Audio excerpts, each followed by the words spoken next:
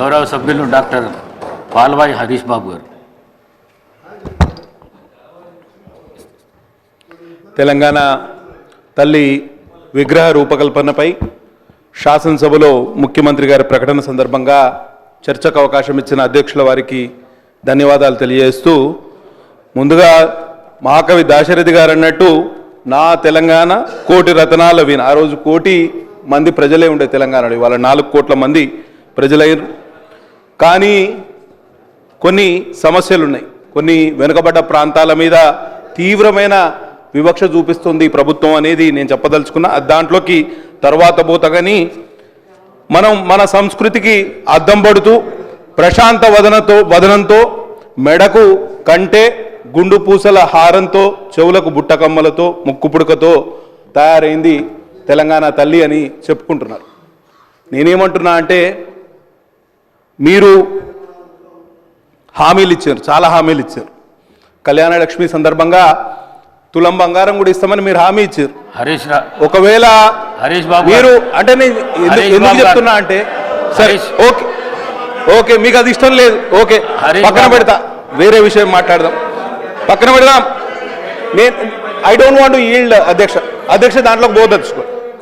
సరే సరే I can control my self.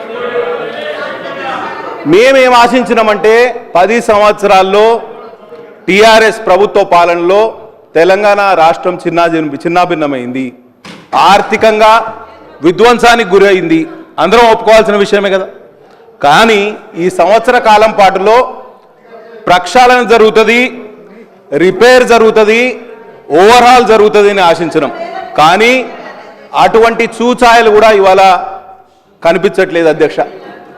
కాబట్టి తప్పకుండా ఈ విషయంలో మీరు ఇక్కడనే ఆగిపోవద్దు. కనీసం మీరు ఇచ్చిన హామీలకు కట్టుబడి ప్రక్షాళన దిశగా మీరు ముందుకు పోవాలని నిండు మనసుతో కోరుకుంటూ, ఇంకొక విషయం అధ్యక్ష, ఇవాళ సోనియా గాంధీ గారి జన్మదినం డిసెంబర్ 9 నాడు తెలంగాణ తల్లి అవతరణ దినోత్సవం అని చేస్తున్నామని అన్నారు. మా కమ్యూనిస్టు సోదరులు చెప్పారు సెప్టెంబర్ 17 నాడు తెలంగాణ విమోచనం జరిగింది. మరి ఆ రోజు ఎందుకు మనం చేసుకుంటలేము? ఎందుకు కొన్ని శక్తులు మిమ్మల్ని అడ్డుకుంటున్నాయా ఏంటిది అనేది మీరు ఆలోచన చేయాలి. పెద్ద ఎత్తున నిజాం ప్రభుత్వాన్ని మెడలు వంచి మీ నల్లగొండ జిల్లా నుంచే మొదలైంది ఉద్యమం, సాయుధ రైతాంగ పోరాటం. కాబట్టి వారికి సంఘీభావంగా సెప్టెంబర్ 17ను తెలంగాణ విమోచన దినంగా జరపాల్సిందిగా, అధికారికంగా జరపాల్సిందిగా ప్రభుత్వం వారికి విజ్ఞప్తి చేస్తూ, నేను చెప్పేది ఒక్కటే నిమిషంలో ముగిస్తా అధ్యక్ష. గతంలో భారత మాతను సృష్టించిన కళాకారులు పశ్చిమ బెంగాల్కు చెందిన వారు ఉండే. ఫస్ట్ భారత మాతను తయారు చేసింది పశ్చిమ బెంగాల్కి చెందిన కళాకారులు. ఆ రోజు భారత మాతకు కిరీటం లేకుండే, భారత మాతకు కంటె లేకుండే, గొలుసులు లేకుండే. ఆమె చేతిలో ఒక జపమాల ఉండే, ఇంకో చేతిలో కలశం ఉండే. తర్వాత నెహ్రూ గారి ఆధ్వర్యంలో, తర్వాత పెద్ద ఎత్తున కాంగ్రెస్ పార్టీ యొక్క ఈ ప్లీనరీ సమావేశాల్లో కొత్త భారతమాత, కొత్త విగ్రహానికి వారు రూపకల్పన చేసినారు. ఆ విగ్రహానికి కిరీటం ఉన్నది, తర్వాత హారాలు ఉన్నాయి, కంఠహారాలు ఉన్నాయి, ఒక త్రివర్ణ జెండా కూడా చేతిలో ఉండే.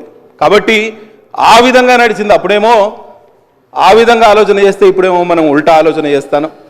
తెలంగాణ ఇవాళ టీఎస్ నుంచి టీజీకి మార్చిండ్రు అధ్యక్ష. ఇవాళ టీజీకి మార్చిండ్రు.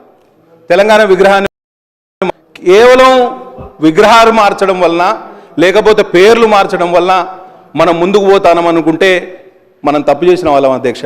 కాబట్టి తప్పకుండా మీరు నిజంగా ప్రక్షాళన చేయాలనుకుంటే 4 కోట్ల తెలంగాణ ప్రజల బతుకులు బాగుపరిచే ఏర్పాటు చేయండి. కాబట్టి విగ్రహం అనేది గతంలో లేదు, అధికారికంగా మార్చడమే తప్పుడు ప్రచారం చేయొద్దని గౌరవ సభ్యుని కోరుతాను. నూతనంగా తెలంగాణ ప్రభుత్వం పక్షాన అధికారికంగా శాసనసభ ద్వారా తెలంగాణ సచివాలయంలో పెడుతున్నటువంటి విగ్రహం ఇది. మార్చడం అవును. ఆనాడు తెలంగాణ ఉద్యమంలో మీరు మాట్లాడేటప్పుడు ఎట్లా మాట్లాడాలంటే, టీజీ అని ఉంటే గుండెలల్లా టీఎస్ అని రాసుకుని తప్పు, మీరు మార్చడం సక్రమంగా ఆమోదింపి ప్రశంసించారు, అది తీసుకొని మళ్ళీ మార్చడం అంటారు.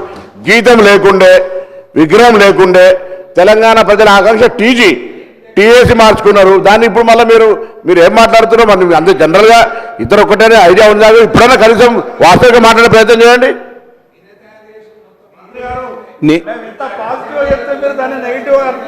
మిమ్మల్ని అప్రిషియేట్ చేస్తున్నాం. కేవలం ఒక సంవత్సర కాలం పాటులో మీరు చేసిన తప్పులను సరి చేసుకోకపోగా ప్రజలకు మీరు విషయాలను గౌరవ మంత్రివర్యులు